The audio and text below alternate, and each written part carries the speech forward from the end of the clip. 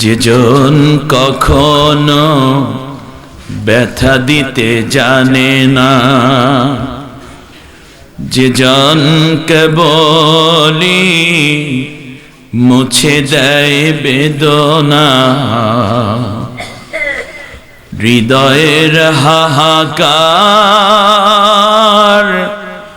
আপন করে নিতে আর কারো বুক এত প্রশস্ত।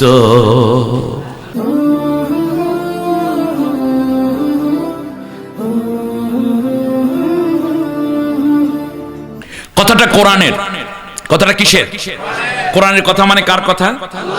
আল্লাহর কথা। কিন্তু অবস্থা যদি এরকম হয় যে কোরআনের কথাটাই বললাম কিন্তু আপনি চিন্তা করেন একরকম, আর কোরআন চিন্তা করেছে, আল্লাহ চিন্তা করেছেন আর এক রকম, এখন তো একজনকে বাদ দিতে হবে। আপনি আপনার ইচ্ছাকে বাদ দিবেন নাকি আল্লাহর কোরআনের আয়াত এবং কোরআনের দর্শনকে বাদ দিবেন? আল্লাহর কথার সামনে নিজের কথাকে কোরবান করতে আপনারা রাজি আছেন? আল্লাহ কবুল করুন, বলেন আমিন। দ্বিতীয় প্রশ্ন, উল্টাপাল্টা ভাববেন না। কোরআন থেকে হেদায়েত নেয়ার জন্য মনটাকে ছোট্ট একটি শিশুর মতো স্বচ্ছ হৃদয়ে করে দিতে হবে। দ্বিতীয় হচ্ছে কোরআনের কথা, কিন্তু আপনার পীর, আপনি এক পীরের মুরিদ থাকতেই পারেন। বাংলাদেশে ইসলাম আনার ক্ষেত্রে পীরদের অবদান রয়েছে, এই কথা অনস্বীকার্য, স্বীকার করতেই হবে আমাদেরকে, ঠিক না বলেন? বাংলাদেশে বর্তমানে কিছু নতুন বক্তা বের হয়েছে যারা পীরদের, কতিপয় পীরদের বিরুদ্ধে এমন ভাবে গালিগালাজ শুরু করে দিয়েছেন যে আমরা বিব্রত হচ্ছি তাতে। একটু আগে একজন ভদ্র মানুষ, কি করবেন, তিনি শরীফ মানুষের মতোই, তিনি অনারেবল পারসন, তিনি তার অপিনিয়নটা বলেছেন। বাংলাদেশে 50 বছর পর্যন্ত আল্লাহর কোরআনের পাখি দাওয়াত দিয়েছে, কোন পীরকে তিনি গালি দেন নাই, সত্যটা বলেছেন, ঠিক না বলেন? এটাই হচ্ছে দাওয়াতের একটি বৈশিষ্ট্য, এটাই আমরা পাই যেখানে আল্লাহর কোরআন এবং নবীর সুন্নাহকে পূর্ণভাবে আমরা সচক্ষে দেখতে পাচ্ছি। অতএব যে ভাইয়েরা এরকম উল্টাপাল্টা কথা বলে উত্তেজিত করছেন ময়দান, আর বেশি বেশি মাহফিল পাচ্ছেন আর বড় বড় মাহফিলের দাওয়াত নিচ্ছেন, আপনাদের কাছে অনুরোধ, এই শহীদি কাফেলাকে প্রশ্নবিদ্ধ করার উদ্দেশ্যে কিংবা প্রশ্নবিদ্ধ হোক এরকম কোনো মন্তব্য করে অন্য কাউকে খেপিয়ে নয়, বরং প্রয়োজনে অন্য ধর্মের ভাইদেরকেও বুঝিয়ে শুনে আমাদেরকে ইসলামের কাছে নিয়ে আসতে হবে, ঠিক না বলেন? এই বিষয়টা আমাদের কনসেপ্ট আমাদের ক্লিয়ার থাকতে হবে। আসুন, দ্বিতীয় এরকম যদি হয়ে যায় যে আপনার পীর বলেন একরকম কিন্তু কোরআনের মধ্যে আল্লাহ বলেছেন আর এক রকম, এখন তো একজনকে বাদ দিতে হবে। আপনি কি আল্লাহকে বাদ দিবেন না পীরের কথা বাদ দিবেন? মানে থাকবে? পারবেন? ইনশাআল্লাহ পারবেন। কারণ যেই কথা আল্লাহর সাথে মিলে না, যেই পীরের কথা, সে তো পীর হতেই পারে না, ঠিক না? সে পীর নয়, সে তো সে একটা শয়তান, ঠিক না বলেন? সে একটা শয়তান, সে একটা অথর্ব, সে তো আপনাকে হেদায়েত দিবেন, আপনাকে জাহান্নামে নিয়ে যাবে, এটা পীর নয়। তৃতীয়, এবারের প্রশ্ন কিন্তু একটু কঠিন, দেখিতে পারেন কিনা। আপনার মুরব্বী বলেছেন এক কথা, কিংবা বুজুর্গ তিনি বলেছেন এক কথা, আর কোরআনের মধ্যে আল্লাহ তাআলা বলেছেন তার বিপরীত কথা, সরাসরি মেলেই না কথাটা। তিনি বলেন একরকম, আল্লাহ বলেছেন আর এক রকম। এখন তো একজনকে বাদ দিতেই হবে। আপনি কি আপনার বুজুর্গকে বাদ দিবেন, মুরব্বীকে বাদ দিবেন, নাকি আল্লাহর কথা বাদ দিবেন? যেই বুজুর্গের কথা কোরআনের সাথে মিলে না ওটা বেজুর্গ, বুজুর্গ নয়, ঠিক না বলেন? শেষ এবং ফাইনাল কোশ্চেন, এইটা খুব জটিল। দেখি তো কক্সবাজারের ভাইয়েরা কত শক্তিশালী আপনার ঈমানের ক্ষেত্রে। কথা কোরআনের, কিন্তু বিপরীত হয়ে গেছে। আপনার নেতা, আপনার নেত্রী, নেতা নেত্রী বলে একরকম, কোরআনে আল্লাহ বলেছেন আর এক রকম, কন্ট্রাডিক্টিভ হয়ে গেছে। এখন একজনকে বাদ দিতে হবে। আপনি কি কোরআন বাদ দিবেন না নেতা নেত্রীর কথা বাদ দিবেন? পারবেন? পারবেন? এরকম বিষয় সামনে আসলে প্রয়োজনে নেতা নেত্রী বাদ দিবেন, প্রয়োজনে বুজুর্গ বাদ দিবেন, প্রয়োজনে মুরব্বী বাদ হবে, প্রয়োজনে পীর বাদ হবে, প্রয়োজনে নিজের ইচ্ছাও কোরবান করতে হবে, আল্লাহটাকেই মেনে নিতে হবে। এইরকম সাহস, হিম্মত এবং ঈমানী তেজ যার আছে তারা দুটো হাত উঁচু করে আল্লাহকে দেখা।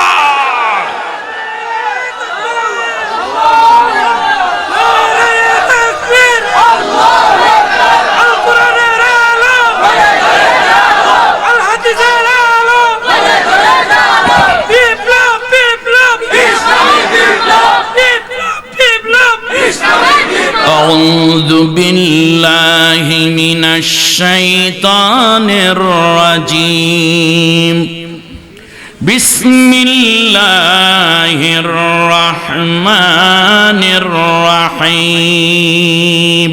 বিতাড়িত অভিশপ্ত শয়তানের ওয়াসওয়াসা থেকে আল্লাহর আশ্রয় চাই।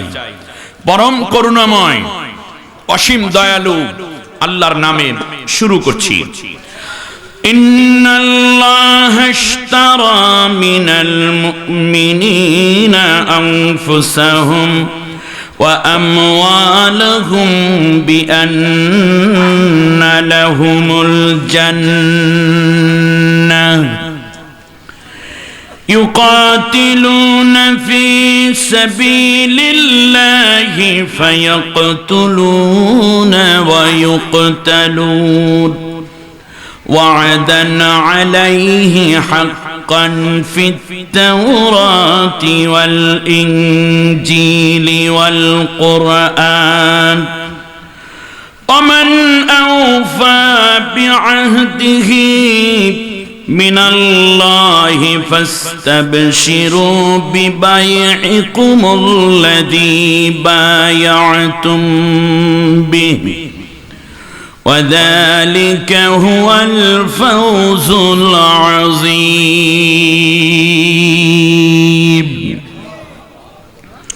آمنت بالله অর্থ হচ্ছে হে রাসূল একথা দৃঢ়তার সাথে তুমি বিশ্বাস করো এবং বিশ্ববাসীকে জানিয়ে দাও নিঃসন্দেহে আমি আল্লাহ মুমিন নারী পুরুষদের কাছ থেকে তাদের জান এবং মাল জান্নাতের বিনিময়ে ক্রয় করে নিয়েছি। যাদের জান এবং মাল ক্রয় করে নিয়েছি তাদের একটি বৈশিষ্ট্য হলো তারা আল্লাহর পথে সংগ্রাম করে, লড়াই করে, যুদ্ধ করে। আর এই যুদ্ধ করতে গিয়ে তারা ইসলাম বিরোধিতায় যারা মোকাবেলায় এসেছে তাদেরকে হত্যা করে, আবার কেউ বা এ পথে চলতে গিয়ে নিজেদেরকেও জীবন উৎসর্গ করে শাহাদাতের সর্বোচ্চ মর্যাদা লাভ করে। এই যে একটি ওয়াদা, তারা জান এবং মালের বিনিময় দিনকে প্রতিষ্ঠার সংগ্রামে লিপ্ত হবে, যুদ্ধ সংগ্রামে কাউকে হত্যা করবে, কখন নিজেও শহীদ হবে। এ কথাটা নতুন কিছু নয়। আমি আল্লাহ এই মহাসত্যের ওয়াদা দিয়ে রেখেছি তাওরাত এবং ইনজিলের মধ্যেও। এর আগে মুসা এবং ঈসার কিতাবের মধ্যেও এই মারামারির কথা আছে। মনে রেখো, যারাই আমি আল্লাহ তাআলার কৃত এই ওয়াদাকে পূরণ করবে তাদের জন্য তুমি সুসংবাদ দিতে থাকো। যারাই তোমার কাছে এসে বায়াত গ্রহণ করবে এই যুদ্ধ এবং সংগ্রামের, তারা মূলত তোমার হাতে বায়াত নেয়নি, বরং এ বায়াত আমি নিজেই নিয়েছি। সুবহানাল্লাহ বলেন।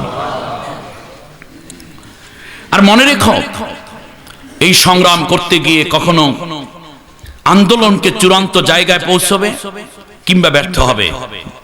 একটি ইসলামী হুকুমত কায়েমের পথে তারা হয়তোবা কখনো সাফল্য অর্জন করবে কিংবা করবে না, অথবা এই যুদ্ধ করতে গিয়ে কেউ কাউকে মারবে অথবা নিজে মরবে, এর দুইটা হতে পারে কিংবা নাও হতে পারে। তবে যারাই তোমার হাতে বায়াত নিয়ে ময়দানে উপস্থিত থাকবে তাদের সকলের জন্য রয়েছে চূড়ান্ত বিজয়। আর এটাই হচ্ছে মুমিনের সর্বশ্রেষ্ঠ প্রাপ্তি। বারাকাল্লাহু লানা ওয়া লাকুম ফিল কোরআনিল আযীম। আল্লাহুম্মা ইগফির লানা ওয়া লিওয়ালিদাইনা ওয়া লিজামিল মুমিনিনা ওয়াল মুমিনাত ইয়াওমা ইয়াকুমুল হিসাব। সূরার নাম সূরা আত-তাওবা। মদিনায় এই সূরা অবতীর্ণ হয়েছে রাসূল সাল্লাল্লাহু আলাইহি ওয়াসাল্লামের হিজরতের পরে মাদানী জিন্দেগীর ৬ষ্ঠ বছরের দিকে গিয়ে এই সূরাটি ৬ষ্ঠ হিজরি ৬ষ্ঠ সালে গিয়ে পঞ্চম এবং ষষ্ঠ দুইটা মত এসেছে। এর কোনো একটি সময় এই সূরাটা নাজিল হয়েছে। সূরাটার মধ্যে সর্বমোট আল্লাহ সুবহানাহু ওয়া তাআলা ৫টা স্তরে ভাগ করেছেন। তার একটি স্তর নিয়ে আজকে আমি ইনশাআল্লাহ কথা বলবো, বিমাশিয়াতিল্লাহ ওয়া বিফাদলিল্লাহ। রুকু আছে ১৬টি, আয়াত আছে ২২৯টি। আমি আপনাদের উদ্দেশ্যে ১১১তম আয়াত তেলাওয়াত করে তার সরল অনুবাদ করার চেষ্টা করেছি। এই সূরাটার প্রথমে বিসমিল্লাহ নাই। প্রথমে কি নাই? বিসমিল্লাহ নাই। তার কারণ আল্লাহ রাব্বুল আলামিন এই কোরআন যে অক্ষত রেখেছেন এবং কোরআন যেভাবে নাজিল হয়েছে ঠিক সেভাবেই আছে, তার এটাও একটি প্রমাণ। আল্লাহ বিসমিল্লাহ দিয়ে সূরা নাজিল করেননি। জিবরিল আলাইহিস সালাম এসে নবীকে বিসমিল্লাহ দিয়ে পড়ে শোনাননি। নবী সাল্লাল্লাহু আলাইহি ওয়াসাল্লাম বিসমিল্লাহ সহকারে সাহাবীদেরকে শোনাননি। অতএব কোরআন যে একেবারে অক্ষত এটা এখনো প্রমাণিত সত্য, ঠিক না বলেন? আমার বন্ধুগণ, কোন কোন মুফাসসিরিন ইকরাম বলেছেন যেটা বিসমিল্লাহ না হওয়ার কারণ হচ্ছে আল্লাহ তাআলা এই সূরাটা মুশরিকদের উপরে রাগ করে নাজিল করেছেন। তার কারণ মুশরিকরা কখনোই মুমিনদের সাথে সুন্দর আচরণ করে নাই। আল্লাহ কোরআনুল কারীমের মধ্যে বলেছেন ওয়ালা তাজিদান্না আশাদ্দান নাসি আদাওয়াতাল লিল্লাযিনা আমানুল ইয়াহুদা ওয়াল্লাযিনা আশরাকু। আল্লাহ তাআলা বলেছেন সূরা মায়েদার 92 নম্বর আয়াতের মধ্যে আল্লাহ তাআলা বলছেন এই পৃথিবীতে বিশ্বের দুইটা জাতি ঈমানদারদের জন্য বড়ই কঠোর হৃদয়ের, একটা হচ্ছে ইহুদি আর একটা হলো মুশরিক জাতি, যারা মূর্তি পূজারী, দেবদেবীর পূজারী এবং যারা ইয়াহুদি, এরা কোনোদিন মুসলমানদেরকে ভালোবাসে না। সামনে সামনে কিছু বললেও পেছনে পেছনে তাদের ক্ষতি করার জন্য তারা খড়গ হস্ত প্রদর্শন করে থাকে। অতএব যতই দাদা দাদা বলেন আমার মনে হয় না কামাইবে। ভাইরা আমার, তৃতীয় যেই কারণ সেটা হচ্ছে আল্লাহ তাআলা এটা নাজিল করেছেন রাগত স্বরে, বারাআতুম মিনাল্লাহি ওয়া রাসূলিহি ইলাল্লাযিনা আহাদতুম মিনাল মুশরিকিন। আল্লাহ তাআলা রাগের সাথে গজবের সাথে এই সূরাটা নাজিল করেছেন। বিসমিল্লাহ হচ্ছে রহমতের আলামত আর বিসমিল্লাহীনতা হচ্ছে গজবের আলামত। এজন্য আল্লাহ তাআলা এখানে বিসমিল্লাহ দেন নাই, কারণ হচ্ছে এখানে আল্লাহ তাআলা রাগ করে এই সূরাটা নাজিল করেছেন মুশরিকদের উপরে। এরপরে আরো অনেকগুলো মতামত আছে। কোরআনের মধ্যে 114টা সূরা এটাই বিসমিল্লাহ নাই, কিন্তু সূরা নমলের মধ্যে আবার আল্লাহ তাআলা দুইবার বিসমিল্লাহ দিয়ে রেখেছেন। এতে করে টোটাল মিলে 114টা বিসমিল্লাহ ঠিকই হয়েছে। আমার বন্ধুগণ, আল্লাহ সুবহানাহু ওয়া তাআলা চমৎকার করে বলেছেন ইন্নামাল মুশরিকুনা নাজাস। নাজাস হচ্ছে নাপাক। মুশরিক যারা, তারা ঈমানের দিক থেকে এবং আত্মার আমলের দিক থেকে, দুই দিক থেকেই তারা কিন্তু নাজাসাতের মধ্যে রয়েছে।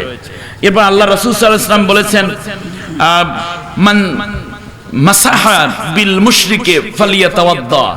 যদি তুমি কোনো মুশরিকের সাথে মুসাফাহা করো তাহলে পরে ওযু করে নিও, মানে হাতটা ধুয়ে নিও। তার কারণ তার হাতে যদি নাপাক থাকে, এই অবস্থায় তুমি নামাজে দাঁড়ালে তোমার তো নামাজই হবে না। আমাদেরকে এই ব্যাপারে যথেষ্ট কোরআন এবং সুন্নাহ দিক নির্দেশনা দিয়েছে। আমরা আলোচ্য বিষয়ের মধ্যে এটা পড়েনি বিধায় আমি অন্য কোনো আয়াত এবং কোনো তাফসিরে হয়তোবা আপনাদের উদ্দেশ্যে বিস্তারিত বলার চেষ্টা করব ইনশাআল্লাহ। আসুন, তাওবা শব্দের অর্থ হলো ফিরে আসা। তাওবা শব্দের অর্থ কি বলেন? ফিরে, কাম ব্যাক। অর্থ কি? ফিরে আসা। কাম, টার্ন, মানে পিছনে ফিরে আসা। বিভিন্ন অর্থ হতে পারে। ফিরে আসবো কোথায় এবং এখানে তাওবা শব্দটা দ্বারা কি বোঝানো হচ্ছে? তাওবা শব্দটা কোরআনে 81 বার এসেছে। কতবার? 81 বার এসেছে এই তাওবা শব্দটি। আল্লাহর নবী বলেছেন আমাকে আল্লাহ রাব্বুল আলামিন আগের এবং পরের সমস্ত গুনাহ রাশি মাফ করে দিয়েছেন, আমার কোনো গুনাহ নেই। এরপরেও আমি বিশ্বনবী মুহাম্মদুর রাসূলুল্লাহ সাল্লাল্লাহু আলাইহি ওয়াসাল্লাম আল্লাহর কাছে 100 বার তওবা করি। কতবার? 100 বার তওবা করি।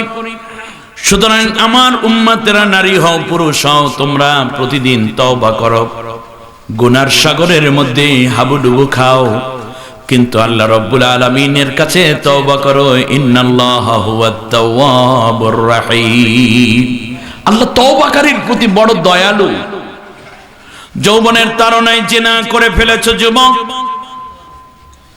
সুন্দরী নারী, কখনো বা তুমি অন্য কারো প্রতি আকৃষ্ট হয়ে মেয়ে তুমিও জিনা করে বসেছো। সম্পদের লালসায় তুমি চুরি ডাকাতি খুন খারাপি করে বসেছো। বন্ধুদের আড্ডায় পড়ে কখনো তুমি মাদক দ্রব্য গ্রহণ করে ফেলেছো, ফেন্সিডিলিয়া বা কোকেন, তারি, হিরোইন, মারুজুয়ারা, প্যাথিডিন কিংবা মদের মতো জীবননাশক কোনো মাদক তুমি গ্রহণ করে বসেছো। নামাজের প্রতিদিন আজান হয় যুবক, তোমার ঘুম ভাঙে না, তুমি হাজার হাজার লক্ষ লক্ষ ওয়াক্ত নামাজ তরক করে বসেছো। কখনো বা তুমি মা বাবার অবাধ্য হয়ে গিয়েছো, মা বাবা যে কথা বলে তোমার কাছে ভালো লাগে না। এমনও হয়েছে ঘর সংসার ছেড়ে তুমি বাউল সেজেছো। কখনো বা মালে আগে ভেজাল মিশিয়েও দিয়েছো। এমনি করে করে মিথ্যা বলা, গালিগালাজ করা থেকে অনেক অন্যায় তুমি করে বসেছো যুবক। আজকের এই কক্সবাজারের তরুণ একতা ক্রীড়া পরিষদের মাহফিলে তুমি একটু সময় দাঁড়িয়েছো, দোকানটা বন্ধ করে তুমি বাড়িতে যাবে, হাতের মধ্যে তোমার ক্যাশ টাকা, হাতের মধ্যে চাবি, হাতের মধ্যে পাওয়ার ব্যাংক, হাতের মধ্যে তোমার দোকানের খাতাটা বাড়িতে গিয়ে হিসাব করবে। কিন্তু হঠাৎ করেই কোরআনের বাণী, কোরআনের আওয়াজ তোমাকে থামিয়ে দিয়েছে যুবক। তুমি এই মজলিসের মধ্যে দাঁড়িয়ে যদি চোখের পানি ছেড়ে একবার ডাক দাও, আল্লাহ আমি এত বড় গুনাহগার, তোমার কাছে ক্ষমা চাওয়ার মতো যোগ্যতাও তো আমার নাই। আমার আল্লাহ ডাক দিয়া বলেন, قل يا عبادي الذين اسرفوا على انفسهم لا تقنطوا من رحمة الله ان الله يغفر الذنوب جميعا انه هو الغفور الرحيم। আল্লাহ রাব্বুল আলামিন বলেন, নবী গো, তুমি ওই সমস্ত নারী পুরুষ, ওই সমস্ত ইমানদার ছেলে মেয়েদেরকে বলে দাও যারা গুনাহ করতে করতে ক্ষমার ব্যাপারে হতাশ হয়ে গেছে, আমি আল্লাহর দিকে তাকাবে, আসমানের দিকে মুখ করে তাকাতেও তারা লজ্জা পায়। ওই মানুষগুলো যদি তোমার কাছে এসে কিংবা জীবনের কোনো পর্বে এসে যদি আমি আল্লাহর কাছে মাপ চাই, তাহলে আমি আল্লাহ ওয়াদা করলাম তার চোখের পানি চোখ থেকে গড়াইয়া গড়াইয়া গাল পর্যন্ত আসতে দেরি হবে।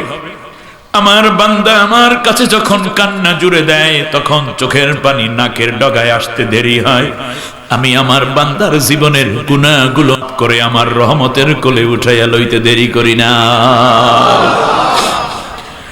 আল্লাহ রাব্বুল আলামিন আবার চমৎকার করে অন্য আয়াতের মধ্যে বলছেন, নবী গো, একটা ইমানদার বান্দা হাজার অন্যায় করার পরেও তুমি বলে দাও তোমরা আল্লাহর রহমত থেকে নিরাশ হয় না বান্দা, তুমি মাপ চাইলে মাপ শুধু করব না, ওয়ায়ুবাদদিলুস সাইয়্যাতি বিল হাসানাত, নামাজ না পড়ার কারণে, জিনা করার কারণে, অন্যায় করার কারণে, অশ্লীলতা করার কারণে, মদ গাঁজা ফেন্সিডিল গুলো নেয়ার কারণে যত অপরাধ হয়েছে, ওই গুনার জায়গাগুলো ও যখন আমি আল্লাহর কাছে তওবা করে, আল্লাহ কোনোদিন আর এই অপরাধগুলো করব না, আল্লাহ নেক আমল কোনোদিন আর ছেড়ে দেব না, এই কথাগুলো বলে যখন আমি আল্লাহর কাছে চোখের পানি ছেড়ে দেয়, আমি আল্লাহ রব্বুল আলামিন শুধু ওর গুনাহগুলো মাফ করে দেই না, বরং গুনার জায়গাগুলো আমি আল্লাহ নেক আমল দিয়ে ভরপুর করে দেই।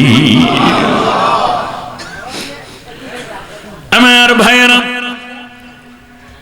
প্রিয় কক্সবাজারের বন্ধুগণ, তওবা মানুষের অন্তরকে সাফ করে দেয়, গুনাহ মাফ করে দেয়।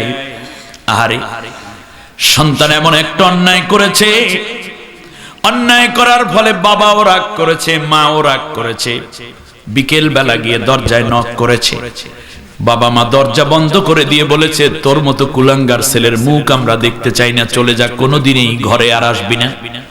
এরকম হয় না মাঝে মাঝে? ছেলে চলে যাচ্ছে, পাগলা ছেলে, খোকন শোনা যাওয়ার সময় শুধু একটা আওয়াজ দিয়ে গেছে, মাগো একদিন এই ছেলেটার জন্য কানবা, মনে রেখো, আমি গেলাম, কোনোদিন আর আসবো না। ঠিকই এর আগেও বহুবার এইভাবে বলেছে, কিন্তু ঠিকই ফিরে এসেছে। কিন্তু আজকে ছেলেটা এতই অভিমান করেছে, রাত শুরু হয়ে গেল, বাবা এশা নামাজ পড়ে মসজিদ থেকে আসলো, খাবার টেবিলে খাবারে বসলো, স্ত্রীকে বলছে তুমি আসো, বলে না এখন খাবো না, তুমি খেয়ে না। স্বামী ভাত খেয়ে রাতের খাবার খেয়ে শুয়ে পড়েছে, রাত 9টা বাজে, ছেলে এখনো আসে না। মায়ের কানটা দরজার পারে লাগানো, কখন কলিং বেলে টিপ দিয়ে আমাকে আস্তে করে বলবে, অথবা মোবাইলে রিং আসবে আর বলবে, আম্মু আব্বু কি ঘুমিয়েছে, তাহলে দরজাটা একটু খুলে দাও। মা ফোনের অপেক্ষায় থাকে, রাত 9টা বাজে, শীতের রাত, মা এখনো খাবার খায় নাই। খাবার টেবিলের মধ্যে সন্তানের জন্য দুধ গরম করে ফ্লাক্সে রেখে দিয়েছে, রুটি রেখে দিয়েছে, যা পছন্দ করে সে খাবারগুলো ঠিকই বিভিন্ন পটের মধ্যে, পাত্রের মধ্যে সাজানো। মা খাবার টেবিলে বসে গালে হাত দিয়ে ফোন করে বারবার, হঠাৎ করে ফোনের রিং হচ্ছে না, ভিতর থেকে আওয়াজ আসে, এই মুহূর্তে সংযোগ দেওয়া সম্ভব হচ্ছে না, কিছুক্ষণ পর আবার ট্রাই করে। 11টা বাজে, বোনের বাসায় খবর দেয়, কিরে আমার খোকা কি তোর বাসায় গিয়েছে? বোন বলে না, ও তো আসে নাই। কেন? বললে একটু ঝামেলা হয়েছে। বন্ধুদেরকে খবর দেয়, কিরে বাবা আমার খোকা কি তোদের সাথে আছে? বলে না খালাম্মা, ওর তো জানি না কোথায় গেছে। রাত 1টা বাজে, মা খানিকটা একটু পরে বিছনার মধ্যে গেছে, বাবাকে বলতেছে কি ব্যাপার তুমি ঘুমাও নাকি? কয় না ঘুমাই না। ও কি আসে নাই এখনো? কয় না আসে না। 2টা বাজে, 3টা বাজে, মায়ের চোখে ঘুম নাই। হঠাৎ করে যদি দেখে টেলিভিশনের স্ক্রিনে ভেসে এসেছে একটা সন্তান রেল লাইনের মধ্যে আত্মহত্যা করেছে, পরিচয় খুঁজে পাওয়া যায় না। মা দুঃখিনী তাড়াতাড়ি করে বাবার হাত ধরে উঠায়, বলে তুমি এখনো ঘুমাও, তাড়াতাড়ি চলো, জানি না কি হয়েছে। ঘন্টার পর ঘন্টা অপেক্ষা করে। আমার ভাইয়েরা, যেই কথাটা আমি বোঝাতে চাই, যদি কোনো সন্তান এমনি করে অভিমান করে বাড়ির বাইরে চলে যায় অন্যায় করার পরে, মা সাময়িক রাগ করেন, বাবা সাময়িক রাগ দেখান, কিন্তু ভিতরটা খোলা থাকে সন্তানের জন্য। কক্সবাজারের ছেলে মেয়েরা, এই পৃথিবীতে বাবা মার মতো আপন তোর কেউ নেই, তুই বিশ্বাস কর আমার ভাই, আমার বোন। আল্লাহ কোরআনে বলেছেন, সাহিবুহুমা ফিদ দুনিয়া মারুফা, নিঃস্বার্থ ভালোবাসা দিয়ে 2জন বন্ধু তোদের জন্য আমি দান করেছি। একজন হইল তোর বাবা, আর একজন তোমার মা। আমার ভাইরা, মা রাগ করে যদি সন্তান ফিরে আসার অপেক্ষায় এত অপেক্ষমান থাকতে পারে, মা বাবার চেয়ে কোটি কোটি গুণ দয়ালু আমার আপনার আল্লাহ। আল্লাহ কি আমাদের অপেক্ষায় থাকে না? আল্লাহু আকবার। আল্লাহ রাব্বুল আলামিন বলেন, আমার কাছে যদি তুমি ফিরে আসো, শুধু গুনাহ মাফ করে দেব না, বরং গুনার জায়গাগুলো আমি আল্লাহ রাব্বুল আলামিন নেক আমল দিয়ে ভরপুর করে দেব। সুবহানাল্লাহ। তওবার অনেক উদাহরণ রয়েছে, অনেক উদাহরণ। একজন নারীর কথাই চিন্তা করুন, যে নারীটি গর্ভবতী হয়ে গেছে জিনা করার ফলে। শুনুন, ইসলাম গ্রহণ করেছে মাত্র 3 মাস আগে, কিন্তু তার আগেই সে জিনা করে তার গর্ভের মধ্যে সন্তান এসে গেছে। শুনুন, ফিরে আসার পরে, ইসলাম গ্রহণের পরে আল্লাহ তাআলার আয়াত সে পড়েছে যে বিবাহিতা নারী এবং পুরুষ যদি জিনা করে তার শাস্তি হচ্ছে কোমর পর্যন্ত গেড়ে তাকে হত্যা করো, মস্তক উড়িয়ে দাও। আর যদি তারা অবিবাহিত হয় তাহলে তাদেরকে 100 করে বেত্রাঘাত করে, 100টি করে। এটা যদি হতো বাংলাদেশে জিনা থাকতো না, ঠিক কিনা বলেন? যারা ধর্ষণের পক্ষ নিয়েছে তারাই কেবল ইসলামী তথা কোরআনের আইন, কোরআনের শাসনের বিরোধিতা করে, ঠিক কিনা বলেন? আজকে কোরআনের বিপক্ষে অবস্থান নিয়ে মানব রচিত আইন ও কানুন নিয়েছো, সেদিন বেশি দূরে নয় তোমার কন্যাটিও ধর্ষিত হবে, তোমার মেয়েটিও ধর্ষিত হবে, তারপর তারা প্রেগন্যান্সি হবে, তারপর তারা হয়তো পৃথিবী থেকে তোমাকে কলঙ্কের মালা গলায় পরাইয়ে তোমাকে পৃথিবী থেকে বিদায় করবে, ঠিক কিনা বলেন? অতএব কোরআনের পক্ষে যারা তারা জিনার বিরুদ্ধে, কোরআনের পক্ষে যারা তারা হত্যার বিরুদ্ধে, কোরআনের পক্ষে যারা তারা ফাহিশার বিরুদ্ধে, অত্যাচারের বিরুদ্ধে, ন্যায় বিচারের পক্ষে, সুদের বিরুদ্ধে, তা দুর্নীতির বিরুদ্ধে। কোরআনের বিরুদ্ধে যাওয়া মানে সব অন্যায়ের পক্ষে যাওয়া, আর কোরআনের পক্ষে থাকা মানে সব অন্যায়ের বিরুদ্ধে যাওয়া, ঠিক কিনা বলে? আমার বন্ধুগণ, মহিলা ইসলাম গ্রহণ করার পরেই তার ভিতরে প্রেরণা আসলো, তার ভিতরে হুঁশ আসলো, আমি তো ভুল করে ফেলেছি। কি ভুল করেছি? মানে আমি জিনা করেছি, এটা একটা অন্যায়। আমার গর্ভ, আমার পেটে বাচ্চা আছে, বেবি আছে, এটা আরেকটি অন্যায়। নবীর কাছে হাজির হয়ে বলছি, ইয়া রাসূলুল্লাহ, আমাকে আপনি সঙ্গে সার করে দেন। রাসূল সাল্লাল্লাহু আলাইহি ওয়াসাল্লাম বললেন, তোমাকে যদি আমি এই মুহূর্তে হত্যার অর্ডার দেই, তোমার দোষে তুমি দুষ্ট ঠিকই, কিন্তু তোমার গর্ভের সন্তানটি তো কোনো দোষ করেনি। শিশু অধিকার কাকে বলে? জাতিসংঘ তোমরা শিশু অধিকারের কথা বলে ফিলিস্তিনের শিশুদেরকে ফুলের গোলাপ ফুলের মতো ফুটে থাকা জান্নাতীর চেহারা যাদের ভিতরে, তাদেরকে হত্যা করার জন্য ইহুদিদের হাতে তুলে দিয়েছো, ঠিক কিনা বলেন? কাশ্মীরে নারী পুরুষ শিশুদেরকে তুলে দেওয়া হয়েছে খুনি গুন্ডা বাহিনী মোদির পালিত কুকুরদের হাতে, ঠিক কিনা বলো? আজ সূচি তুলে দিয়েছে মুসলমান রোহিঙ্গাদেরকে নাফরমান পাগলা কুকুরগুলোর হাতে। আজ তামাম বিশ্ব জুড়ে এই দৃশ্য। মুসলমানদেরকে শক্ত না হলে আপনাকেও এই আঘাত হানবে। আজ শক্ত হওয়ার চূড়ান্ত সময়, ঠিক কিনা বলেন?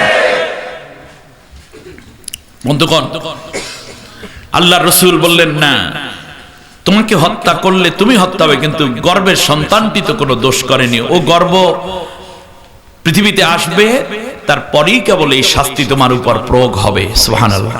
জাতিসংঘের বর্তমান স্লোগান হচ্ছে শিশুকে হ্যাঁ বলুন, শিশুকে হ্যাঁ বলুন। এই শিশুকে হ্যাঁ বলুন শব্দটা বোঝাতে গিয়ে আল্লাহ নবী সাল্লাল্লাহু আলাইহি ওয়াসাল্লাম এই পৃথিবীতে শিশুদের সাথে যখন মিশতেন, মনে হয় যেন পৃথিবীর সবচেয়ে সেরা শিশু বিশ্ব নবী মুহাম্মদ রাসূলুল্লাহ সাল্লাল্লাহু আলাইহি ওয়াসাল্লাম। কত ইহুদি খ্রিস্টানদের শিশুদেরকে আল্লাহ নবীর কাছে আসলে কোলে নিতেন, তারা পেশাব করে দিতেন। এবার অনেক হাদিস আছে, উলামায়ে কেরামদের মনে থাকার কথা। আল্লাহ নবী শিশুদের মুখে চুমা খেতেন, কখনো তাদের মুখের মধ্যে লালা মোবারক দিয়ে দিতেন। সেটা কি হিন্দুর বাচ্চা, খ্রিস্টানের বাচ্চা, ইহুদির বাচ্চা, এটা আল্লাহ নবী তাকাতেন না। তার কারণ প্রত্যেক মানুষ জন্ম হয় ইসলামের আলোকে। পরবর্তীতে তার মা কেউ গির্জায় নিয়ে, কেউ প্যাগোডায় নেয়, কেউ গুরুদুয়ারায় নেয়, কেউ সিনাগতে নেয়, কেউ মন্দিরে নেয়, এরপর কেউ ইহুদি বানায়, খ্রিস্টান বানায়, বৌদ্ধ বানায়, ইহুদি বানায়। মূলত প্রত্যেক সন্তান জন্ম হয় মুসলিম হয়ে। সুবহানাল্লাহ বলেন। আমার বন্ধুগণ, যে কথাটা আমি বলতে চাচ্ছিলাম, রাসূল সাল্লাল্লাহু আলাইহি ওয়াসাল্লামের কাছ থেকে মহিলা চলে গেল। দেখুন ঈমানি অনুভূতি কাকে বলে। সে চিন্তা করলো, আমি এই যে অন্যায় করেছি এর ফলে আমি তো জাহান্নামে যাব, অতএব জাহান্নামের অনন্তকাল জাহান্নামে জ্বলার চেয়ে বরং পৃথিবীতে শাস্তিটা হয়ে গেলে আমার আর জাহান্নামে জ্বলা লাগবে না। ইসলামী রাষ্ট্র হলে সবচেয়ে বেশি লাভ হলো এটাই যে পৃথিবীতে আমাদের অন্যায়ের বিচারগুলো হয়ে যেত, আর অন্যায়ের কোনো কাজ না থাকার ফলে অন্যায় করার কোনো সুযোগই থাকে না। ব্যাংক চলবে মুনাফার উপরে। এখানে তো ওয়াজ করা লাগবে না যে ভাই সুদ খাইও না, তখন সুদ আপনি পাবেনই না। জিনার কোনো সুযোগই থাকবে না, নারীরা সব পর্দা পশিদা মতো চলবে। আপনি মদের বিরুদ্ধে কোনো ওয়াজ লাগবে না, কারণ ইসলামী রাষ্ট্রে মদ সম্পূর্ণ নিষিদ্ধ। বেনমাজি আপনি পাবেনই না, তার কারণ বেনমাজি থাকলে রাষ্ট্রীয় আইনে তার বিচার হবে, এক দুইটারে ধরলে বাকিগুলো সব বাসিদি। অতএব একটি ইসলামী রাষ্ট্র ছাড়া একজন ইমানদার কিছুদিন টিকতে পারে না। আর আমরা হুজুরেরা সবচেয়ে বড় ভুল করেছি, যেটা ছিল আইনের বিষয় সেটাকে আমরা বানিয়েছি ওয়াজের বিষয়। যেমন বাবারা মায়েরা পর্দা পশিদার মতো চলো জেনা কইরো না, এটা আইনের বিষয়, স্বরাষ্ট্রমন্ত্রীর কাজ। আপনি এটাকে এখানে ঢুকালেন কেন? এটা তো আইনের বিষয়। অর্থমন্ত্রীর কাজ হচ্ছে আহাল্লাল্লাহুল বাইয়া ওয়া হারামার রিবা আয়াত প্রতিষ্ঠা করা। আপনি অর্থমন্ত্রী হবেন পিসাব, এইটাই না কাজ ছিল। এটা না হয় আপনি এটাকে ওয়াজের মধ্যে আনছেন। 70টা গুনাহ হয়, বড়টা হইলো আল্লাহ নবীর সাথে যুদ্ধ করা, শেষটা হইলো মায়ের সাথে জিনা করা। এটা কোনো ওয়াজের বিষয় না, এটা হচ্ছে আইনের বিষয়। ইসলামিক একটি রাষ্ট্র কায়েম হবে, অর্থমন্ত্রী বাজেট ঘোষণা করবে, টোটাল বাজেট মুনাফার উপরে 1 পয়সা সুদের কোনো রেশ থাকবে না। আল্লাহু আকবার। অতএব একটি ইসলামী রাষ্ট্র যদি হয় তাহলে আমাদের জান্নাতে যাওয়াটা খুব সহজ। আল্লাহ তোমার আইনে তো দুনিয়ায় বিচার হয়ে গেছে, এখন আবার কিসের বিচার? কথাটা বুঝেন নাই মনে? এক আসামিকে একই অপরাধে দুইবার তো আর শাস্তি দেওয়া যায় না। তো দুনিয়ায় তো বিচার হয়ে গেছে আমাদের, আল্লাহ দুনিয়ায় তো হুকুম মেনে আসছি, এখন আবার আমাদেরকে কিসের বিচার? এই জন্য পরকালে আল্লাহর সামনে আর বিচারের জন্য দণ্ডায়মান হওয়া প্রয়োজন হয় না। কিন্তু ইসলামিক রাষ্ট্র না হলে আমাদেরকে দুনিয়ায় কম বেশি শাস্তি দিতে হয়, পরকালে আল্লাহর বিচার অনুযায়ী এখানে পূর্ণ রায় না হওয়ার কারণে পরকালে আরেকবার আল্লাহর আদালতে পূর্ণভাবে আবার শাস্তি নেওয়ার জন্য দাঁড়াতে হবে। তাহলে কি দরকার বলেন তো দেখি? একটি ইসলামিক রাষ্ট্র কায়েম করা দরকার, ঠিক না বলেন? এই রাষ্ট্র কি শুধু জামালউদ্দিনের দায়িত্ব? কে শুধু চরমনাই হুজুর একার দায়িত্ব? এই রাষ্ট্র কায়েম কি শুধু জামাত ইসলামের দায়িত্ব? এই রাষ্ট্র কি শুধুমাত্র তবলিগের ভাইদের দায়িত্ব? না, বরং তবলিগের লোকেরা, পীর মাশায়েখ, ঠিক তেমনি আওয়ামী লীগ বলেন, বিএনপি বলেন, জামাত বলেন, জাতীয় পার্টি বলেন, সবাই মিলে আর সব বাদ দেন, যদি মুমিন হন, মুসলমান হন, তাহলে কেবলমাত্র আল্লাহর কোরআনের আইন কায়েমের জন্যই কাজ করতে হবে। অন্য সব মতবাদ বাদ দিয়ে এই মুহূর্তে একটাই দল, একটাই উদ্দেশ্য, সব দল দেখা শেষ, আল কোরআনের বাংলাদেশ, ঠিক না বলেন? দল, সব দল দেখা শেষ। আরেকবার বলেন, সব দল দেখা শেষ। সবাই বলেন, সব দল দেখা শেষ। আল কোরআনের আলো ঘরে ঘরে না, ভুল ভুল। কোরআন ঘরে জ্বালাতে আসেনি, শুনুন, লিতাহকুমা বাইনান নাসি বিমা আরাকাল্লাহ। আল্লাহ রাব্বুল আলামিন বলেন কোরআন এসেছে রাষ্ট্রের মধ্যে ন্যায় ইনসাফ কায়েম করে বিচার ব্যবস্থা প্রতিষ্ঠার মাধ্যমে কোরআন ভিত্তিক একটি জাতি উপহার দেওয়ার জন্য। অতএব সংসদে কোরআনের আলো জ্বললে আপনার ঘরে জ্বলতে বাধ্য। টেলিভিশন কোরআনের কথা বলবে, পত্রিকা কোরআনের কথা বলবে, এরপর primary, high school, college, university সেখানে কোরআনের সিলেবাস থাকবে, ঘরে ঘরে কোরআন পৌঁছে যাবে। আর যদি সংসদে কোরআন না পৌঁছে তাহলে ঘরের মধ্যে বসে কোরআন পড়বেন, সংসদ আলারা পুলিশ পাঠাই আপনারে বলবে এখানে জঙ্গি ট্রেনিং হয়। অতএব কোরআনের আলো জ্বলবে কোথায়? ঘরেরটা চলবে, খানকারটা চলবে, মাদ্রাসা চলবে, মসজিদ চলবে, কিন্তু সবার টার্গেট একটা জায়গায় কোরআনের আলো জ্বালানো, সেটা চাল কোরআনের আলো। জোরে বলেন।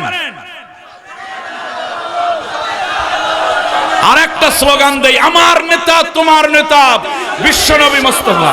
তিনটা স্লোগান নিয়ে বাড়ি যাবেন, বলেন সব দল দেখা শেষ, আল কোরআনের আলো, আমার নেতা তোমার নেতা।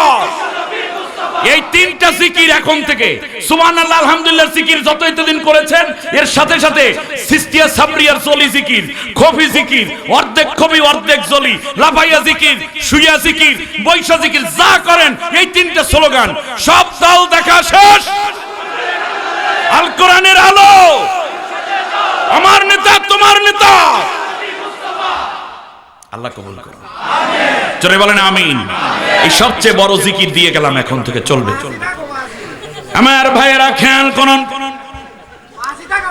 আল্লাহর নবী সাল্লাল্লাহু আলাইহি ওয়াসাল্লামের কাছে এই মহিলা সন্তান প্রসব করে হাজির হয়ে গেল। এসে বলল, ইয়া রাসূলুল্লাহ, আমি একটা পুত্র সন্তান প্রসব করেছি, একে রেখে দিয়ে আমাকে সঙ্গে সার করে দেন। সন্তানটা বাস্টার্ড, সন্তানটা জারস। কিন্তু নবী এর পরেও সন্তানটাকে কোনো তিরস্কার করলেন না। ইসলাম কি বলে আপনি দেখেন, কারণ এই বাচ্চারও তো কোনো দোষ নাই, সে তো আল্লাহর একটি রূহ নিয়ে এসেছে। আমার বন্ধুগণ খেয়াল করুন, রাসূল আকরাম সাল্লাল্লাহু আলাইহি ওয়াসাল্লাম বললেন, এখনই আমি এই শাস্তি কার্যকর করতে পারবো না, তার কারণ তোমার বুকের মধ্যে এই শিশুটার খাবারের তথা রিজিকের ব্যবস্থা আল্লাহ করে দিয়েছে। যতদিন পর্যন্ত এই শিশুটি দুধ ছাড়ান না দেয় ততদিন পর্যন্ত আমি তোমাকে সঙ্গে সার করব না। আমার ভাইরা খেয়াল করে দেখুন, কত নির্যাতন তামাম দুনিয়ায় শিশুদেরকে করা হচ্ছে। এই যে মায়ানমার পৃথিবীর সবচেয়ে বড় জঙ্গলি রাষ্ট্র, ওখানে মানুষ নাই, সবগুলা জানোয়ার হয়ে গেছে, ঠিক কিনা বলেন? এবার খেয়াল করুন, পত্রিকায় পড়ে পড়ে দেখলাম একসাথে ধরে ধরে শিশু বাচ্চাগুলোকে ঘর থেকে, মায়ের কোল থেকে কেড়ে নেওয়া হতো, তারপরে সন্তানগুলোকে জবাহ দেওয়া হতো, দেহগুলোকে টুকরা টুকরা করে তাদের কুকুরগুলোকে খেতে দিত। এরপর মায়েদের মোবাইল নাম্বার ছিল, মোবাইল নাম্বারে ফোন দিত, বলতো তোমার সন্তানের মাথা নিতে আসো। তামাম বিশ্ব জুড়ে আজ এই চরম দুর্দশার মধ্যে একজন মুমিন হিসাবে, শুধু মুসলিম নয়, অন্য কোন ধর্মের উপরেও যদি কেউ আঘাত হানে, ধর্মাবলম্বীকেও কষ্ট দেয়, তার মোকাবেলা করে তাদেরকে উদ্ধার করাও ঈমানের দায়িত্ব, ঠিক না বলেন? আমার বন্ধুগণ খেয়াল করুন, রাসূল সাল্লাল্লাহু আলাইহি ওয়াসাল্লামের যখন এই কথা বলল, মহিলা আবার ফিরে গেল। মহিলা জানে সে মরে যাবে এই শাস্তিতে, ঠিক না বলেন? এরপরও বারবার ফিরে আসছে। এলো তওবার অনুভূতি, এটাই তওবার অনুভূতি। আমার কক্সবাজারের ভাইয়েরা, মা বোনেরা, 3 মাস পরে মহিলা আসলো, হাতের মধ্যে একটা ছোট্ট রুটি ধরা, মতান্তরে 4 মাস পরে এসে বলল, ইয়া রাসূলুল্লাহ, আমার বাচ্চা এখন বাহিরের খাবার ধরেছে, আমি যদি এই অবস্থায় মারা যাই আমি জাহান্নামী হয়ে যাব, সন্তানটাকে রেখে আমাকে সঙ্গে সার করে দেন। ইসলাম গ্রহণ করার পরে তার অনুভূতি কি আপনি খেয়াল করুন। সন্তানটাকে লালন করতে দেয়া হলো সরকারি যেখানে ব্যবস্থাপনা সেখানে, আর মহিলার কোমর পর্যন্ত গাড়া হলো মসজিদে নববীর সামনে, চারদিক থেকে পাথর মারা হচ্ছে। মহিলা আল্লাহ আল্লাহ বলছে, আল্লাহু আকবার বলছে। হঠাৎ করে হযরত খালিদ রাদিয়াল্লাহু তাআলা আনহু তিনি পাথর মারতে গিয়ে দেখলেন যে তার শরীরের সাদা জামার মধ্যে 1 ফোঁটা রক্ত এসেছে। ওই মহিলার ছোড়া হয়তো বা কোনো একটা পাথরের কণা এসে তার এই দিকে লেগেছে, অথবা অন্য কোনো ভাবে ফিনকি দিয়ে রক্ত বেরোচ্ছে অবস্থায় খালিদ রাদিয়াল্লাহু তাআলা আনহু বলেন, ছি ছি, একটা জেনাকারিনীর রক্ত আমার জামায়। একথা বলার সাথে সাথে রাসূল সাল্লাল্লাহু আলাইহি ওয়াসাল্লাম বললেন, খালিদ তুমি কাকে বলছো? এই মহিলাকে। तमाम পৃথিবীর সমস্ত মানুষের তওবা যদি এক পাল্লায় দেওয়া হয় খালিদ, আর এই নারীর তওবা যদি আরেক পাল্লায় দেওয়া হয়, অন্য হাদিসে আছে গোটা মক্কা মদিনার সমস্ত মানুষের তওবার ওজন যদি এক পাল্লায় দেয়া হয়, আর এই নারীর তওবা যদি আরেক পাল্লায় দেয়া হয়, তাহলে এই মহিলার তওবার পাল্লার ওজনটা বেশি ভারী হয়ে যাবে। কারণ তাকে আমি ছেড়ে দিয়েছিলাম, সে যদি জাহান্নামকে ভয় না করে যদি দুনিয়ার আইনকে ভয় করত, তাহলে প্রথমবারে বাচ্চা নিয়ে আসতোই না, পালাইয়া পালাইয়া থাকতো।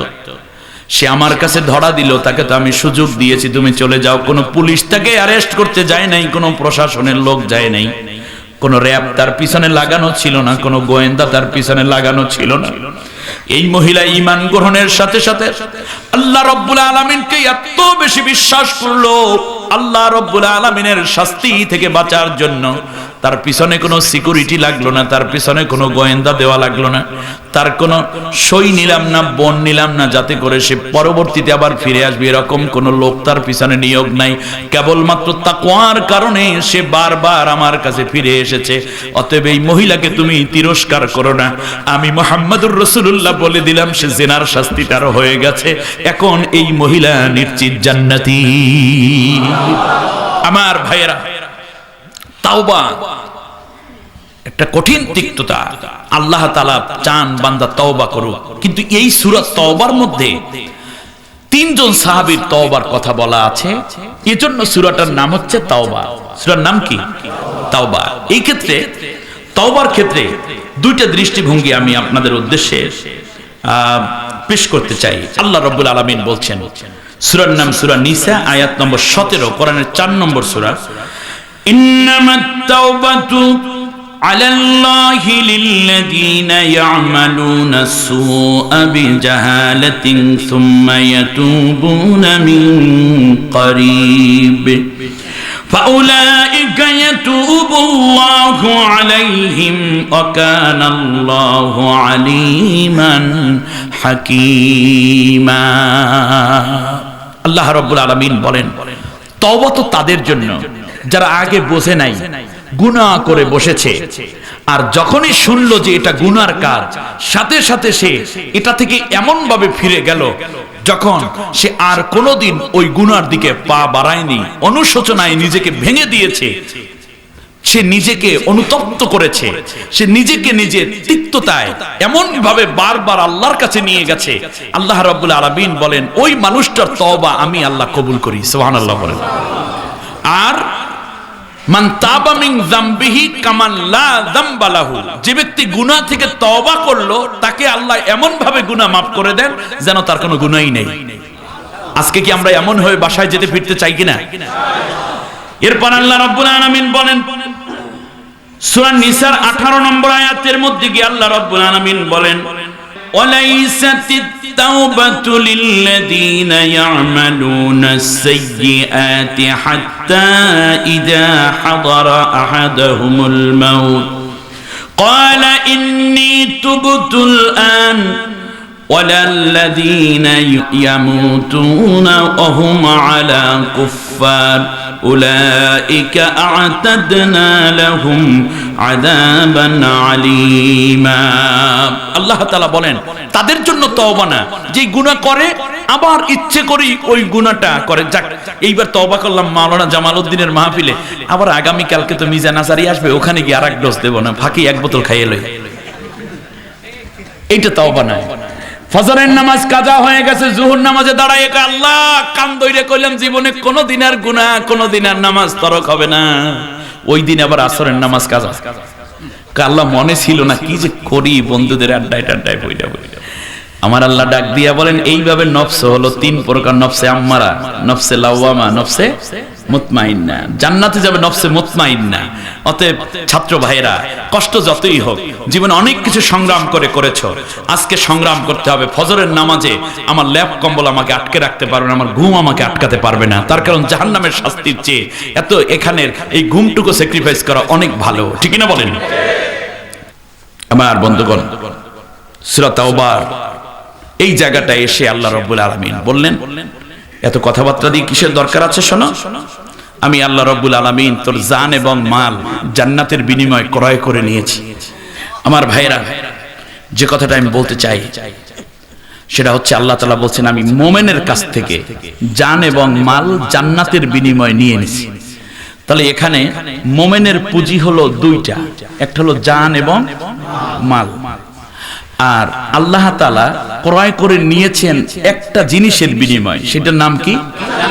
এখানে মৌলিক তিনটা কাজ হয়। এক নম্বর হচ্ছে আল্লাহ কিনেছেন, ক্রেতাকে আল্লাহ। তাহলে বোঝা যায় আল্লাহ সবার জিনিস কিনেন না, সবার জিনিস আল্লাহ কিনেন না। তাহলে আল্লাহর পছন্দের দোকানদার কারা? মোমেনরা, রাইট। আল্লাহর পছন্দের দোকানদার কারা? মোমেনরা। যেমন আপনারাও সব দোকানের সওদা খান না, আপনারা খান না। কারটা খান? মিষ্টি জগদীশ বসুরটা ভালো লাগে না? মোমেনের কাছ থেকে মোমেনরা সওদা ক্রয় করলে এটা বেশি আওলা, ঠিক আছে কিনা? শুনুন, তাহলে আল্লাহ তাআলা সওদা কেনেন কাদের কাছ থেকে? তাহলে মোমেনের কোয়ালিটি অর্জন করতে হবে, ঠিক আছে কিনা? আর মোমেন কারে কয়? মোমেন হচ্ছে আল্লাহ রাব্বুল আলামিন বলছেন, শোনো, মোমেন হচ্ছে তারা আল্লাযীনা ইয়াকুলুনা আমান্না বিল্লাহি সুম্মা লাম ইয়ারতাবু ওয়া জাহাদু বিআমওয়ালিহিম ওয়া আনফুসিহিম ফি সাবিলিল্লাহ উলাইকা হুমুল মুমিনুনা হাক্কা। আল্লাহ তাআলা বলেন, মোমেন হইল তারা যারা ঈমান আনার পরে এর উপর প্রতিষ্ঠিত থাকে, এর থেকে আর পিছপা হয়ে যায় না, সামনে চলতেই থাকে, আর আল্লাহর পথে জান এবং মাল দিয়ে লড়াই করে, জিহাদ করে, এরাই হচ্ছে সত্যিকার অর্থে মুমিন। ঠিক আছে, ব্যাস ক্লিয়ার। এরপরে কি আল্লাহ তাআলা বলছেন, তোমাদেরকে আমি পরীক্ষাও করব এই জান এবং মালের ক্ষতির দ্বারা। তাহলে পরীক্ষা দেওয়ার ন্যূনতম যোগ্যতাও বুজুর্গ আমাদের এখনো হয় নাই, এই জন্য আল্লাহ পরীক্ষাই নেন না। নবীর ঈমানটা কাঁচা ছিল না পাকা ছিল? এত পাকা ঈমান কিনা এইটার জন্যই তো টেস্ট করা দরকার। নবীকে আল্লাহ পরীক্ষা দিয়ে তারপর ঈমানের টেস্ট করেন। আপনি খেয়াল করেন না যে হাসিবান নাসু আইয়ুতরাকু আইয়াকুলু আমান্না ওয়া হুম লা ইফতানুন, তারা কি মনে করেছে আমি ঈমান এনেছি এই কথা বললে ছেড়ে দেব, আমি কি পরীক্ষা করব না? আম হাসিবতুম আন তাদখুলুল জান্নাতা ওয়া লাম্মা ইয়ালামিল্লাহুল্লাযীনা জাহাদু মিনকুম ওয়া ইয়ালামাস সাবিরিন, তোমরা কি মনে করেছো আমি ঈমান এনেছি এই কথা বলি জান্নাতে চলে যাবে? আমি কি দেখব না কে এই কথার পরীক্ষা দেওয়ার জন্য জিহাদ করেছে আমার দ্বীন কায়েমের জন্য, আর কে ধৈর্য ধারণ করেছে বিপদ মুসিবতে, যত বিপদ এসেছে দ্বীন ছেড়ে চলে যায় না, ইসলামী আইন ও কানুনের পক্ষেই অবস্থান নিয়েছে। আমি কি এটা পরীক্ষা করে নেব না? নবীর ঈমান এত পাকা, তারপরও নবীর পরীক্ষা দেওয়া লাগে। ছাত্র যত পাকা, পরীক্ষা তত দিতে সে উৎসাহী হয়, ঠিক কিনা বলেন?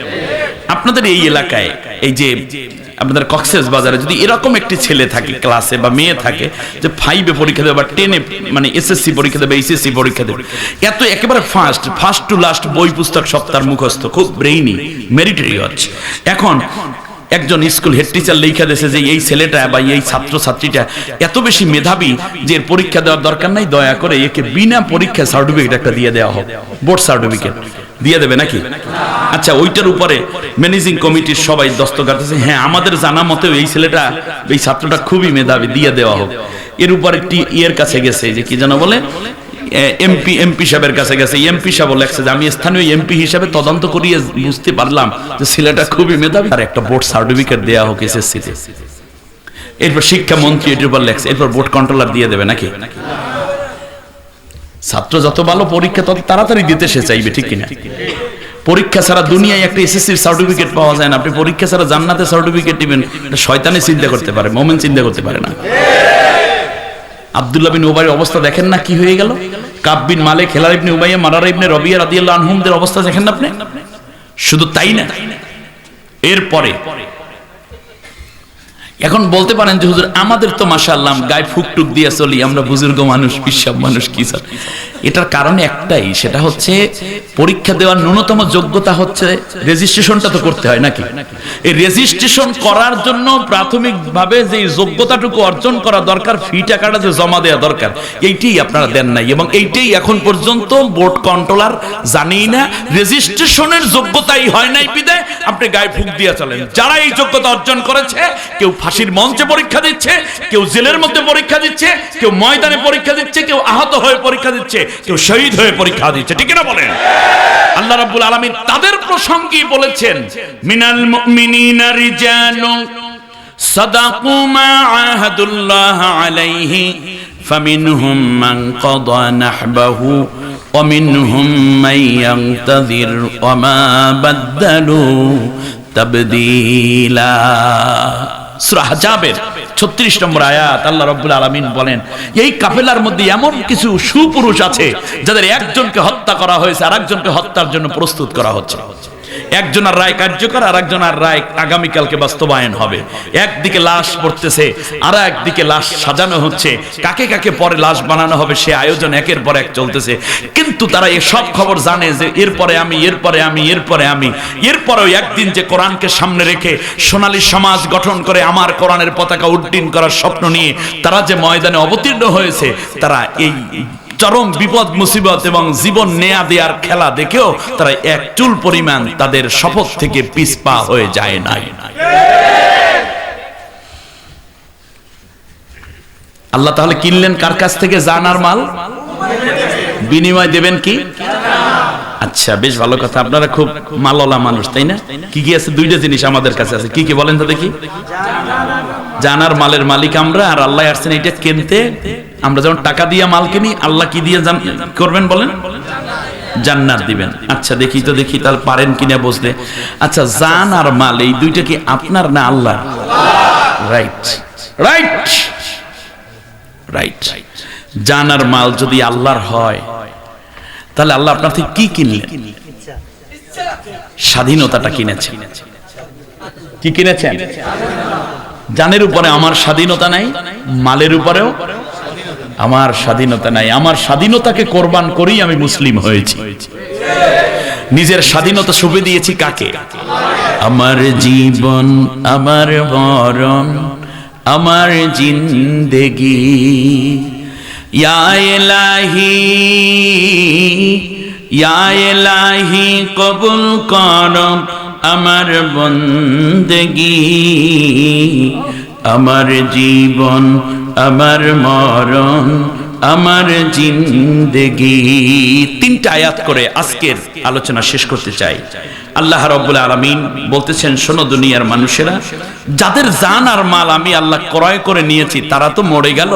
তোমরা তারা মরে গেছে এই কথাটা বলিস না, কারণ ওরা তো আমার জন্য সব বিলিয়ে দিয়েছে। ওয়ালা তাকুলু লিমান ইউকতালু ফি সাবিলিল্লাহি আমওয়াত বাল আহইয়াউ ওয়ালাকিন লা তাশউরুন।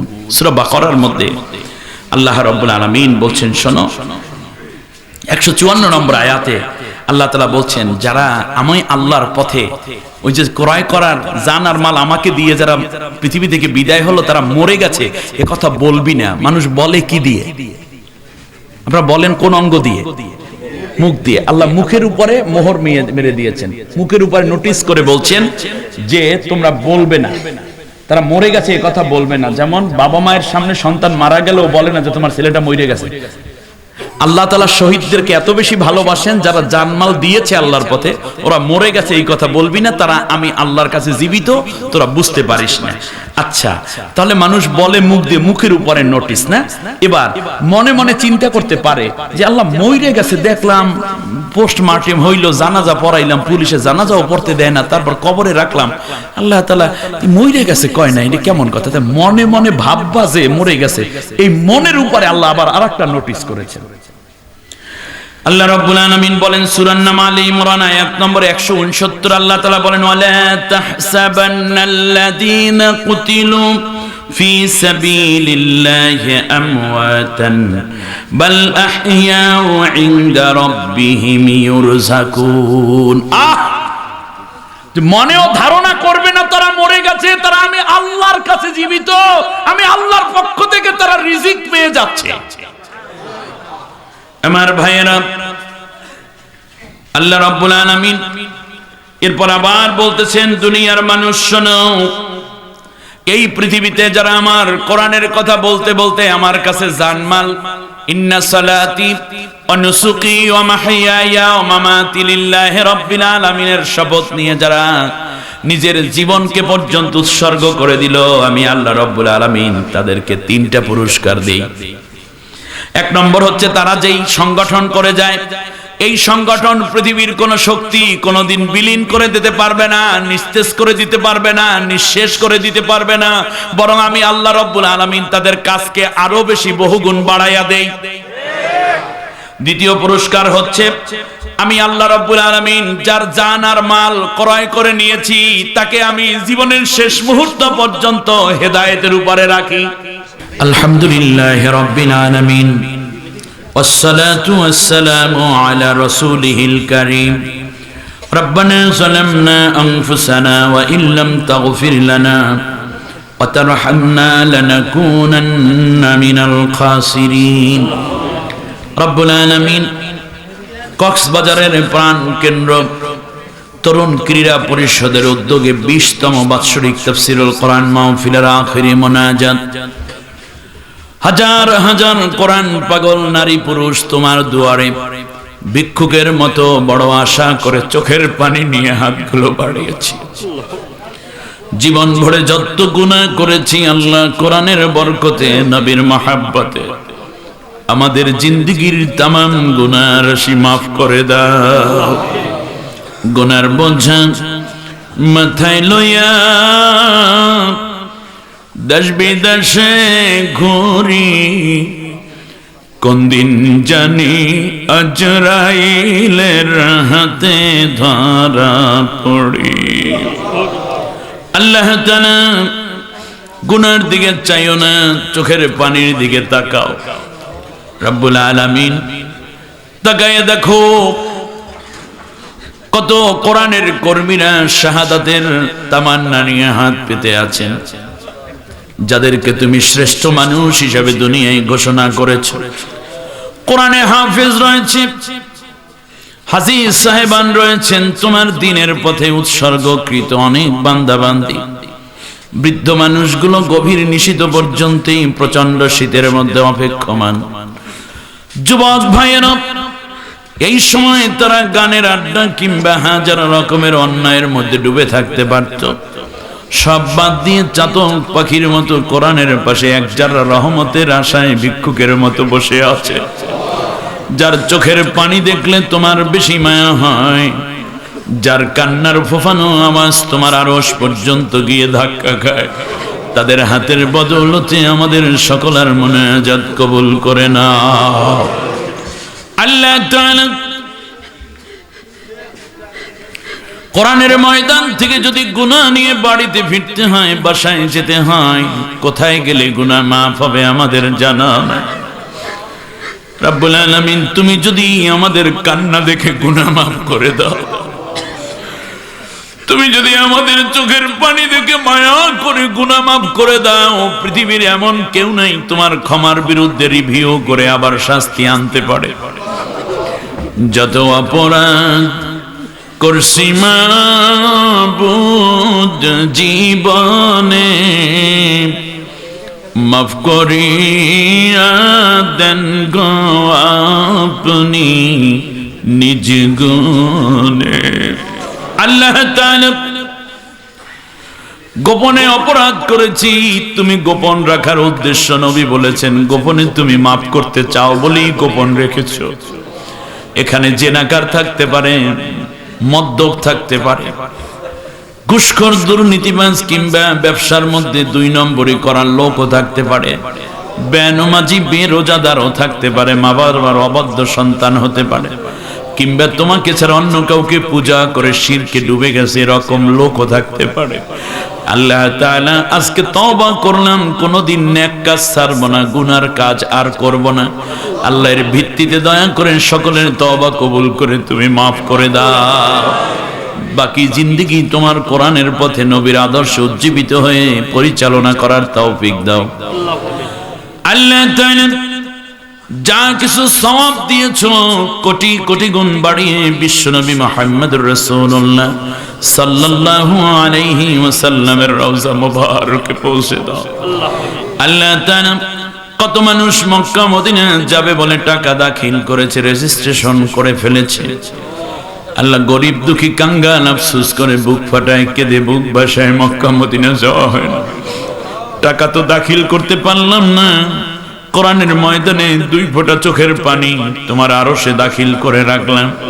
জীবনে একটি বারের জন্য হলেও তোমার ঘর আর নবীর রওজা জিয়ারত না করাইয়া কাফনের কাপড় পরাইও না। আল্লাহ সবার ডাকে সাড়া দিও, নীরবে থেকো না, কৌশল করে লয়ে যায় সোনার মদিনা। রব্বুল আলামিন আল্লাহ তাআলা নবীর পাশে আবু বকর ওমর জান্নাতুল বাকি জান্নাতুল মুআল্লা হয়ে तमाम দুনিয়ার মাটির নিচে যত আম্বিয়া আলাইহিস সালাম, আউলিয়া ইকরাম, হাজী সাহেবান আল্লাহ তাআলা এমনি করে করে মুখলেস বান্দা, শহীদান, সালেহিন, নারী পুরুষ যারা ঈমানের ন্যূনতম আলো নিয়ে পৃথিবী থেকে বিদায় হয়েছেন সকলের কবরে কবরে হাদিয়া পৌঁছে দিও। বিশেষ করে আল্লাহ তাআলা সুন্দর মাহফিলের আয়োজনটা যারা করলেন প্রথম থেকে নিয়ে আজও পর্যন্ত, বলতে এবং শুনতে যারা এসেছি, দেশ বিদেশ থেকে যারা সহযোগিতার হাত বাড়িয়ে দিলেন, মাথার ঘাম পায়ে ফেলা, রক্ত পানি করা টাকা দিয়ে যারা কোরআনের আলো জ্বালালেন, আল্লাহ তাআলা আমাদের মধ্যে যারা আছি জানি না কার মা দুঃখিনী দুনিয়ার থেকে জন্মের বিদায় হয়ে গেছে। মায়ের কথা সন্তান কেমনে ভুলে থাকতে পারে? 10 মাস 10 দিন গর্ভধারণ করেছেন মা, রক্ত সাগরে একদিন মাকে ঠেলে দিয়ে দুনিয়ায় চলে আসলাম। মা বেহুশ, আমার কান্নার আওয়াজ মার কানে যাওয়ার সাথে সাথে 2টা হাত বাড়িয়ে বলছে, আমার জাদু মনের বুকের মধ্যে দাও। সেই দিন যে বুকে টেনে নিলেন, কত কষ্ট দিলাম মাকে, 1000 বার পায়খানা প্রস্রাব করে মায়ের শরীর নষ্ট করেছি, কাপড় নষ্ট করে দিয়েছি। অসুস্থ হলে সব মানুষ ঘুমাইয়া যায়, একটা মানুষ শিয়রের পাশে বাতি জ্বালাইয়া সারা রাত কান্দে, আল্লাহ আমারে নিয়ে যাও, আমার জীবনের বিনিময় আমার জাদু মনিরে বাঁচাইয়া দাও। আল্লাহ তাআলা এখানে অনেক ভাইরা আছেন যারা দূর দরাজ থেকে কর্মসংস্থানের জন্য এসেছে, গিয়ে মায়ের লাশটাও দেখতে পায় নাই। মোবাইলের যুগ ছিল না, মায়ের শেষ কথাটাও শুনতে পাই নাই, অথচ মা মরার আগে বারবার জিজ্ঞেস করেছে, আমার আব্দুল মালিক কি এসেছে, আমার আব্দুর রহমান কি এসেছে। মনের কষ্ট মনে নিয়ে মা পৃথিবী থেকে বিদায় হয়ে গেলেন। আল্লাহ ঘরের মধ্যে গিয়ে এখনো মাঝে মাঝে ভুল করে মা কইয়া ডাক দেয়, ছোট্ট বাচ্চা হিসেবে, আব্বু তুমি কি ভুলে গেছো দাদু মারা গেছে? আল্লাহ তাআলা মায়ের ঘেরান আসে, মায়ের রুম থেকে মা কইয়া ডাক দিলে কেউ আর জবাব দেয় না, কিচ্ছু চাই না। কোরআনের বরকতে মায়ের গুনাহ মাফ করে জান্নাতের মেহমান বানাইয়া দাও। বাবার কথা কেমনে ভুলি, মাথার ঘাম পায়ে ফেলে কষ্ট পরিশ্রম করে করে আমাদেরকে মানুষ গড়ার জন্য ছিলেন পাগল পাড়া, আয় বাণিজ্য করে আমাদের জন্যই ব্যয় করেছেন। আল্লাহ কিছু দেওয়ার আগেই যার বাবাকে নিয়ে গেলেন। পৃথিবীতে কত মানুষ দেখি বাবার মতো এমন মায়াবী মানুষ পৃথিবীতে আর নাই। আল্লাহ কিচ্ছু চাই না, বাবাকে গুনাহগার কইয়া ডাক দিয়া কবরে শরম দিও না, জান্নাতের মেহমান বানাইয়া দাও।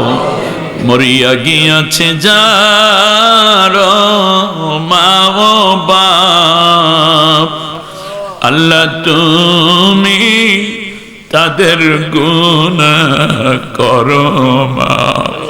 রব্বুল আলামিন তোমার নবী বলেছেন, কোন সন্তান যদি মা বাবার জন্য কান্না জুড়ে দেয়, ওই সন্তানের চোখের পানি নাকের ডগায় আসার আগেই তুমি মা বাবারে মাফ করে দাও। আল্লাহ ক্রন্দনরত সন্তানদের মা বাবাকে তুমি ক্ষমা করে দাও, জান্নাতি করে দাও।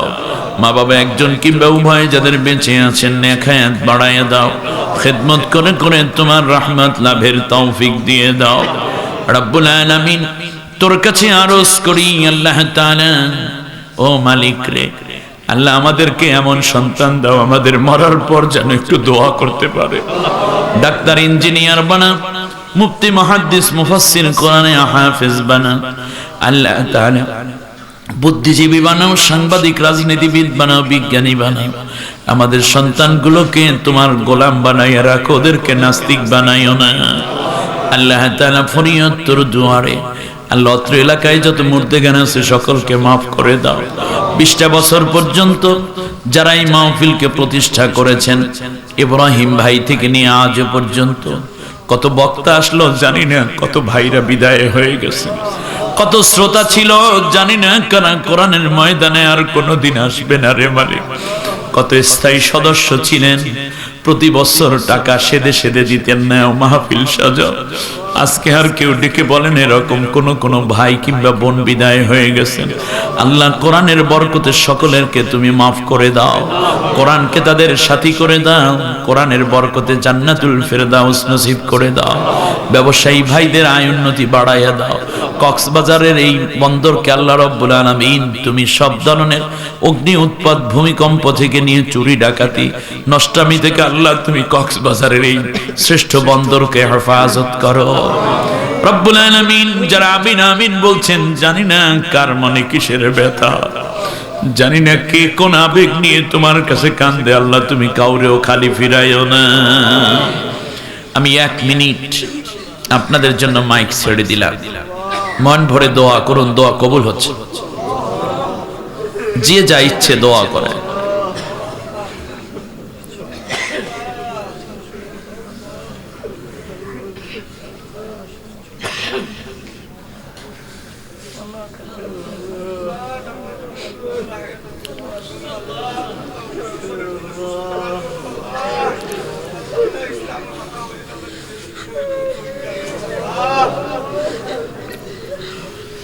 রব্বুল আলামিন, নারীরা হাত পেতেছেন যারা এই গভীর রাত্রে জানি না কে তার মাকে হারাইয়া কান্দে, বাবাকে হারিয়ে কে যেন পাগলিনীর মতো ছটফট করছে, সন্তান হারাইয়া কাটা কবুতরের মতো কে যেন অস্থিরতা দেখাচ্ছে, স্বামী হারিয়ে কোন মা যেন কান্দে। আল্লাহ তোর কাছে ফরিয়াদ, প্রত্যেককে ধৈর্য ধরার তৌফিক দাও আল্লাহ তাআলা। প্রত্যেকের মা বাবা সন্তান স্বামীকে জান্নাতুল ফেরদাউস নসিব করে দাও।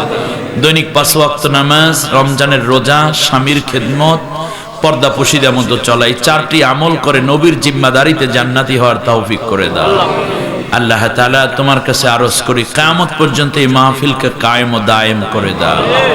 যারা যে নিয়ত করে সাহায্য করেছেন সকলের মনের নেক নিয়তগুলো তুমি পুরা করে দাও আল্লাহ তাআলা। দয়া করে তুমি আমাদের মুনাজাত কবুল করে নাও আল্লাহ। আমাদেরকে তোমার খাঁটি গোলাম হয়ে তোমার বন্দিগি এবং তোমার হুকুম আহকাম মেনে চলার তৌফিক দান করে দাও। মরণ যেদিন আসবে মাইকে অ্যানাউন্স হবে শোক সংবাদ, প্রতিবেশীরা দৌড়ে আসবে, ধরাধরি করে দেহটা খাটের মধ্য থেকে ফ্লোরে শোয়াইয়া চোখের পাতা বন্ধ করে হাত পা সোজা করে রাখবে। কাফনের কাপড় আনার জন্য কেউ দোকানের দিকে দৌড়বে, কেউ বড়ই পাতা গরম পানিতে দিয়ে জনমের গোসলের আয়োজন সাজাবে। সন্তানের আব্বু কপালে চুমু খাবে, গালের সাথে গাল লাগাইয়া ডাকবে, জবাব দেওয়া যাবে না। মা মা বলে বুকের মধ্যে মাথা রেখে জাদুমণি কত ডাকবে, কোনো সাড়া দিয়ে সান্ত্বনা দেয়া যাবে না।